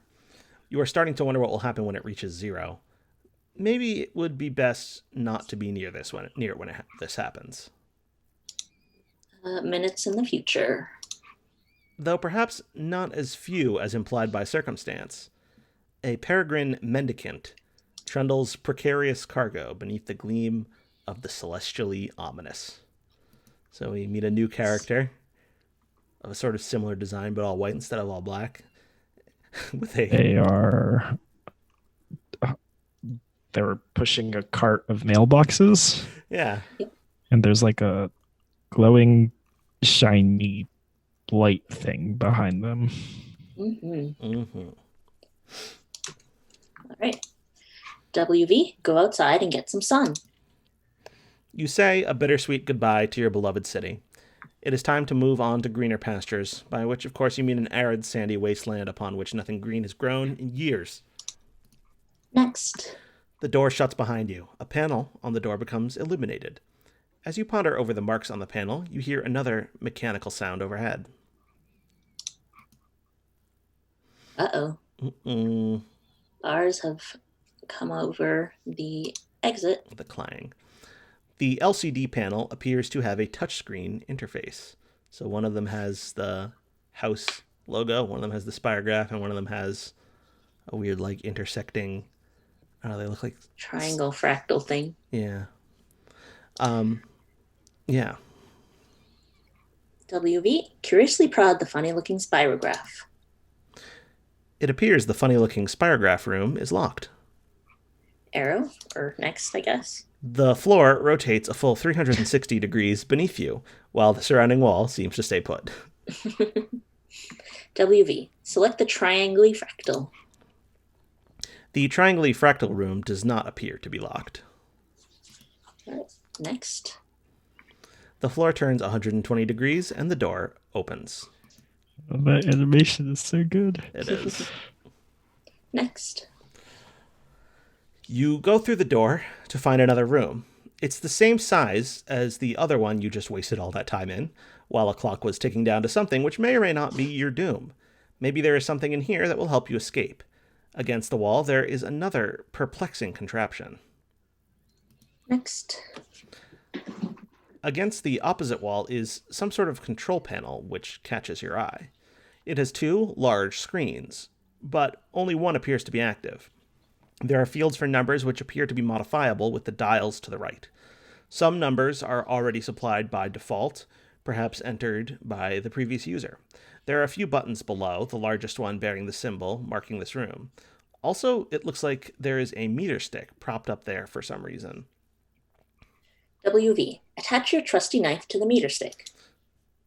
Yeah, you immediately craft a measuring spear through possibly the most advanced form of alchemy employed thus far. This is obviously the most important thing to do first. Obviously. Next. Or it would obviously be the most important thing to do if you had remembered to bring your trusty knife. You feel so insecure without your trusty knife, it makes you want to slit your wrists, or at the very least flog your carapace with some sort of measuring apparatus. I like the how like the numbers there are clearly like there's horizontal, vertical, elevation, and time. But yeah. I'm pretty sure you could put these numbers in. Oh yeah, for sure. Pretty sure you could Seems figure like a pretty high elevation, though. What the longitude and latitude of this place is. I'm too lazy to check. Latitude 0.955766. I'm going to do this. Okay. Minus 174.759521. Get address. What are you putting this into? Just Google? It's called gpscoordinates.net. And it's taking me to... No, that's where I am. Huh. God damn it, I have to type it over again. I had to, like, allow it to know my location. Yes. I'm sure 59521. you could also just Google get address. Homestuck Good. It's GPS. somewhere in the middle of the South Pacific. Get altitude 0 meters. I mean, if it's on the ocean. Huh. Interesting. Let's zoom way out. It is very much in the middle of nowhere. Okay. Like the closest thing is the Solomon Islands, and they're way out there. So it's All right. somewhere in the middle of the ocean. Yep. Good to know. WV, look at the other wall. You examine the perplexing contraption across the room. You, of course, have no idea what it could possibly do. You adopt the only obvious course of action, which is to poke and prod it with your handy ruler. You are quite sure this is what science is all about. WV, press the triangle pattern. You go back to the control panel, which probably obviously controls that gizmo, and you push the big blue button, which is obviously probably the most obvious thing to push. Next. Appearify. You appearify a pumpkin, and the pumpkin has a strange symbol carved into it. WV, examine pumpkin. It seems this mysterious gourd was transported, appearified, from a specific time and location somewhere on this planet you are on. You wonder if the machine, a purifier, will take any object that exists at whatever time and location you supply. There is a symbol carved on the pumpkin. You don't know what it means, and you doubt it will ever prove to be relevant in any way. Of course. WV, devour pumpkin. Nibble, nibble. Nibble, nibble. You consider dining on the ripe flesh of the plump vegetable, but your curiosity about the purifier gets the better of you. You try to sneak a nibble from the pumpkin, nonetheless. WV, inspect green buttons. Oh, before we move on, there's another one of those strange protuberances sticking out of the floor on this page. Oh, I didn't even notice. I keep not noticing these. Anyhow, you first examine the attractive green buttons. The icon for the one on the left is that house shape you've seen plenty of times before. The right one, on closer inspection, appears to be the map for this underground facility, with an X marking its center. WV, press green button on right. You push the button. All the numbers change. Perhaps these are the coordinates for the location of the center of this facility, along with the local date and time. If this is the case, it would make a useful reference point for your current bearings. WV, fiddle with the dials.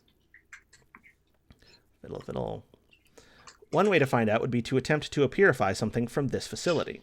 It should be easy to zero in on a location relative to the center because you have an uncanny knack for tracking precise distances you have already traversed, in whatever units you choose. Your handy ruler gives you a good clue as to the basic unit of human measurement. You will go with that. WV, purify your trusty knife. You nudge the coordinates very slightly and bump up the elevation by 0.5 human measurement units.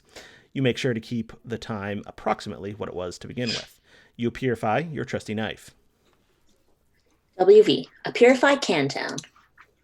You nudge the numbers a bit more and purify a bunch of cans. This is so much more efficient than walking back to the other room to get them. You are to believe that time is at a premium, after all. WV, de-purify the pumpkin. Dum, dum, dum, dum, dum. Does this machine look like a de-purifier to you? Honestly, the idea that an purifier could both purify and de-purify things is so laughably ridiculous.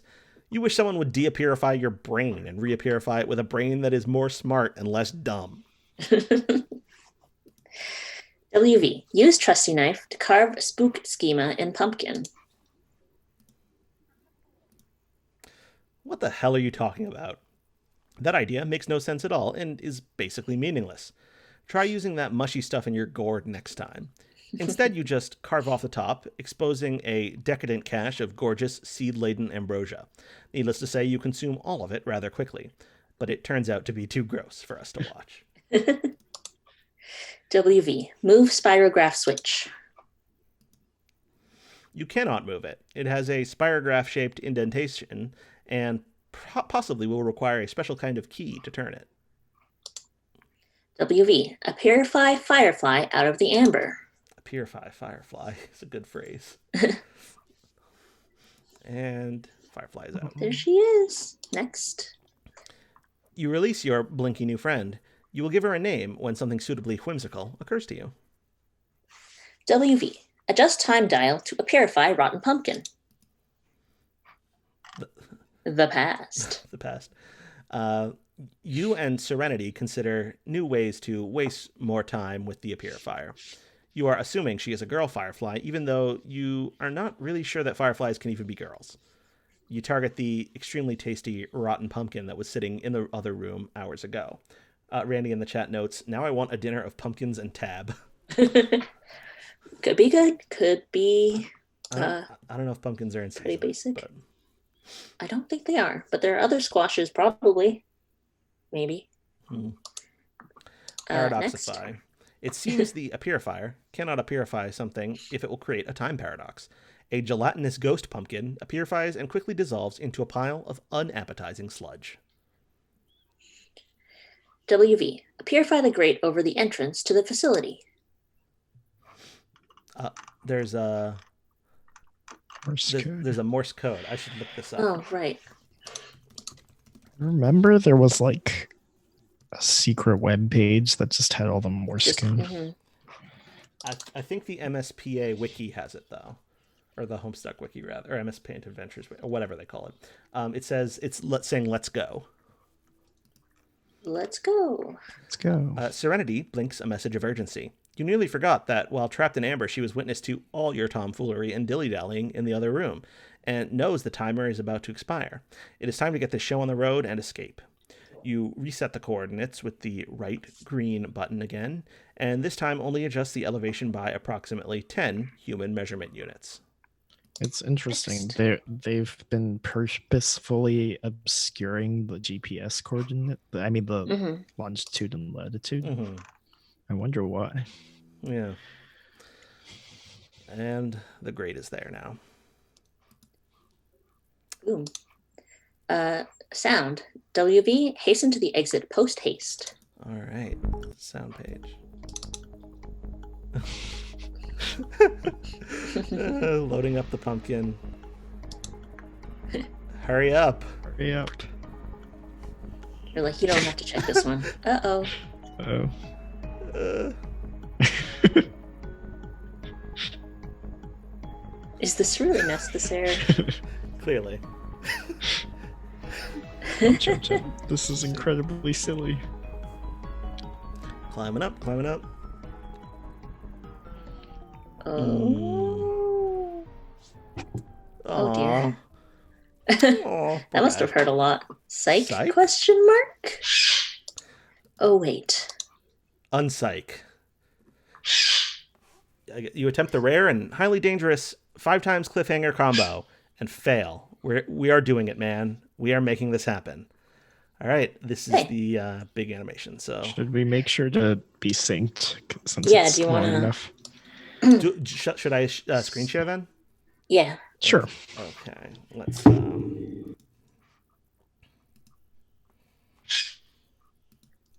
Let me see if I can shut up this bird.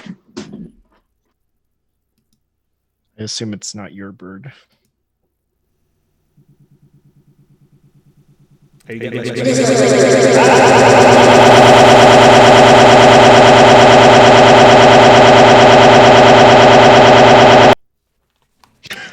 Did that just cause strange noises to happen for you? Yes. Yes. Okay. Did it? What the hell was that? I think I'm using a program called Audio Hijack to reroute the audio from application to application to make sure everything goes correctly. But I guess it wasn't expecting me to. Yeah. So I'm not going to share the audio. I'm only going to share the visuals. Which That's fine. is that all right? Yeah, I know it kind of ruins the effect, but that's fine. okay. All right. Are you hearing me echo like a crazy person now? Nope. No. Okay. So WV Ascend.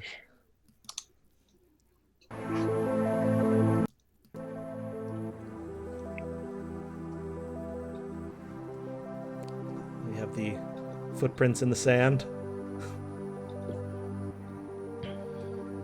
WV emerges. And we see the missing hand from that wizard. Weird. Oh, We lift off. It's like a large cylinder.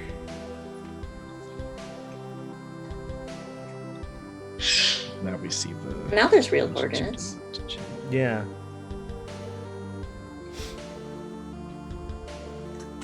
A continent westward. And years in the past, but not many. John's house, we see what happens after the meteor impact. I love that they made it look like a time lapse. Yeah, So cool. it's so good. See a A tree, and an apple grew off it. Some kind of apple. Oh, oh Yeah, shit. an How ocean is- westward, Oh shit. How is and years in the Serenity past, but not many. Oh, but yes, flying Following. like that? But flying. Yeah. a meteor comes through a portal. It's, A weird temple with a frog. Our temple. Like somebody built that, right? Frogs Yeah. don't just like appear like that. Not stone frogs. You'd think. Don't we see dinosaurs? Yeah. It sure was. Rose's flaming tree falls. Rose's mother Doesn't care. presses a button that on a mysterious purple place. John's dad is prisoner of the imps. Except it's the trick But lo and handcuffs. behold, he's got shaving cream and cake. And Dave standing atop the roof. Dave's bro brandishes a sword and sunglasses. He's got those anime shades.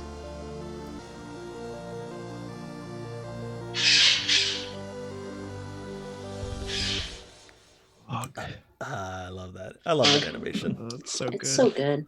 I did a GIF set of Ends this with a- animation once. Yeah, I'm gonna stop screen share. All right. End That's- of Act 2. Damn. Yeah, so that's it. I remember, like, the first time I read Homestuck, I think watching that animation was, like, the part that got me super psyched, and, like, I was clearly hooked on what was coming next. I see Sammy in the chat saying Homestuck's audio is much weirder than I thought, presumably in reference to that bizarre moment here. And Randy commenting that he likes the music. Yeah, that's good. That's I think that's Michael Guy Bowman. Explore. I know Yeah, the song is called Explore. That's Explore. I don't know who wrote it. The soundtrack, by the way, is on the Homestuck Bandcamp. Let me check to see who wrote it. Explore. It is George Buzinkai. Oh yeah, but that's it's right. arranged by Michael Guy Bowman.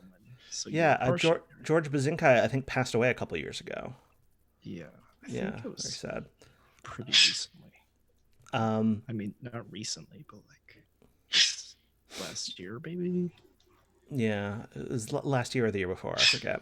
But yeah, you can get the album. The album's pretty good. I think the music really starts to get a lot better get a lot more like interesting to listen to around like halfway through this. Also, George Buzinkai goes by she, her.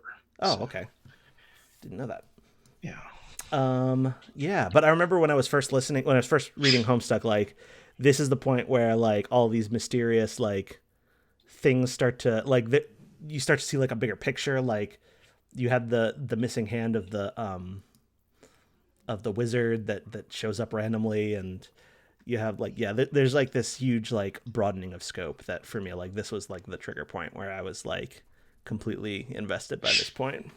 Yeah, and that's like if they mean years in the future but not many, what exactly is that? Like, oh, I think they actually confirm what the time period is.